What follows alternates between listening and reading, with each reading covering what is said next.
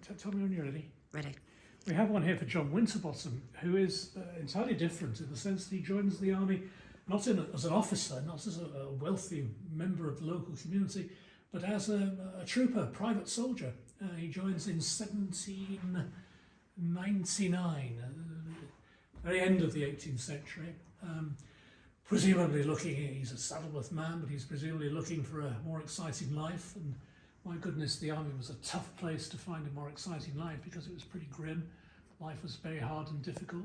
But he begins his life as a private soldier and then is promoted to the rank of corporal in 1801, sergeant 2 years later, works his way up from sergeant to be sergeant major. So he's obviously a very competent soldier, a very capable young chap.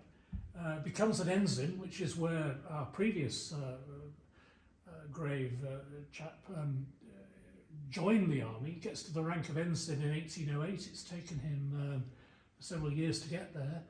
And then he works his way up again. He must have been outstandingly able. And he becomes the paymaster of his regiment in 1821. But during the actual Napoleonic War, he's a lieutenant and adjutant.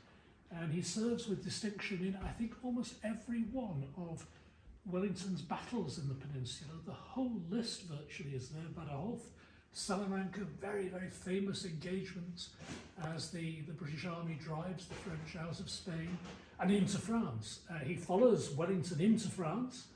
Wellington got as far as Bordeaux, and he fights in France at the Nivelle, at Toulouse. And then, once Wellington has won, driven the French out of Spain, Napoleon is defeated and exiled to St. Helena. When Napoleon returns from St. Helena, the British Army has to do it all again, and our man John Winterbottom actually serves at Waterloo, which is fairly remarkable in itself. Obviously, much loved and admired soldier, never absent from his regiment, it tells us, except for the wounds he received at Waterloo, Badajoz, another place, and the memorial was put up by his fellow officers as a tribute to him. So a very capable chap, paymaster, so he must have been good with money and trustworthy, and would have been a banker perhaps today, or an accountant, but also clearly a brave soldier and greatly admired. And splendid sword and hat of the period up there as well. Cut.